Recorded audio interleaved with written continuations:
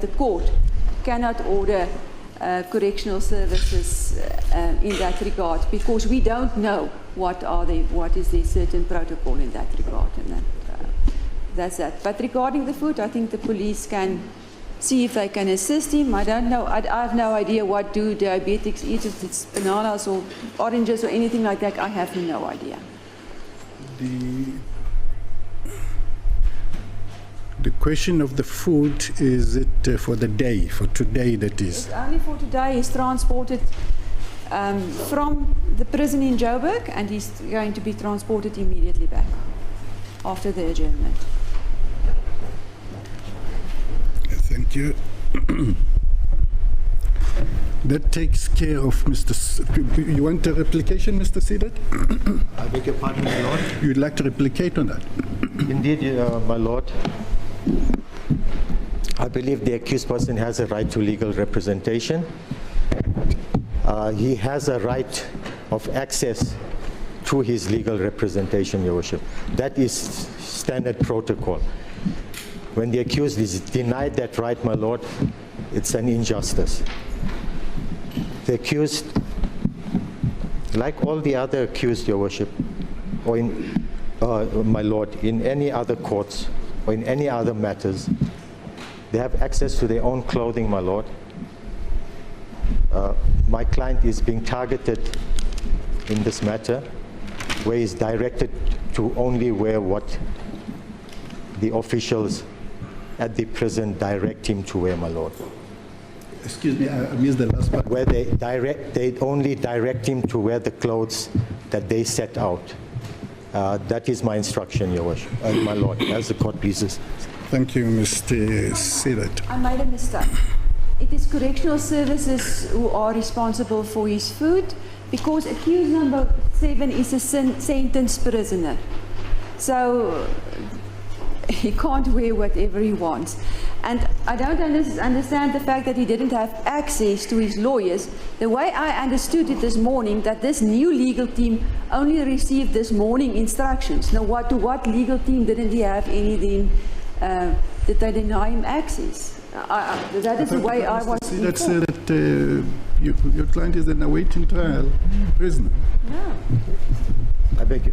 He's a sentenced prisoner. Okay, are you aware of that, Mr. Prisoner? Excuse me, Mr. Sidat? Mr. Sidat? Indeed, because you brought me under the impression that he's awaiting trial. My lord, he's awaiting trial in respect of this matter, but he is a sentenced prisoner. I see. Okay. Indeed, Thanks. my lord. Thanks, Mr. Sidat. That is all, Ms. Bester. That's all. Thank you. Thank you, my lord. We'll attend to that matter just now, Mr. Sidat. In respect of the draft order and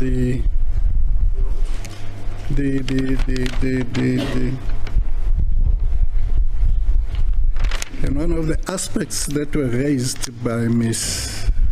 Bester, I'll start with you, Mr. Dlamini. Apologies, my lord. Yes. There was one aspect that was raised by my learned colleague in as far as the bail conditions are concerned. I do not know if the court would want me to address that now or later on. Okay, can you give us space that we just... As the court pleases. Just get some orderliness into as the court pleases. If I miss that, you'll remind me, Mr. I'll do so, my lord, as the court pleases. Mr. Dlamini, I'll start with you. In respect of the draft order, and also the aspect that was raised by Ms. Bester, I think it will also touch on Mr. McClone now that he is the instructing attorney here. That is in respect of the financial instructions, as you usually call it. That you fully put in funds. The idea is, this is an aspect that was taken earlier on, and I thought that it will be contained in the way forward in the draft order. Apparently it is not. But for the sake of orderliness, that there is no disruption in due course. What is the position with respect of your client? My lord, I'm not sure if it will be... First, can you start with the draft order? You have a copy of the draft order. Do you confirm the contents of the draft order? Fully aware of the contents thereof. And the fifth aspect is actually the one I think that I'm addressing now in respect of the pecuniary the fees, are your fees covered, and that there is no disruption in due course, that there is a possible withdrawal, that you are not putting funds? My Lord, as much as a council, I have been briefed. But So I say that it also I have some concerns with regard to that aspect.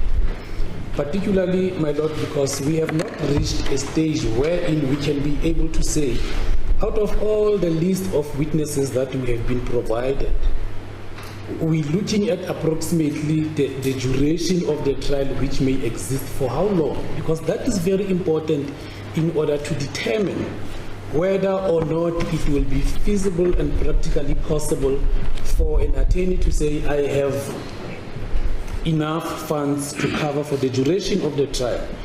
So my point, my Lord, is that how about... The reason why it was not put in as 0.5 in the draft order? I assume so, man.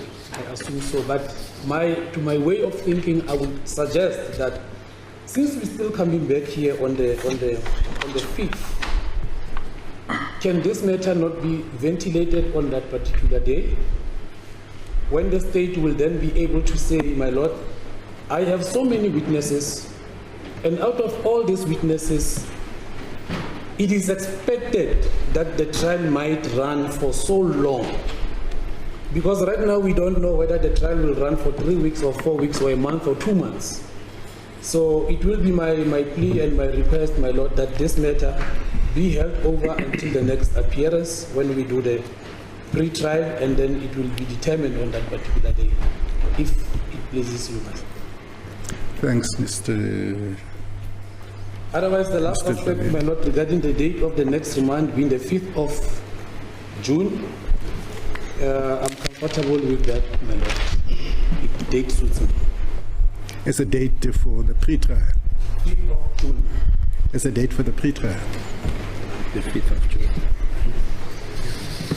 Yes, my Lord, it's the 5th. Wednesday.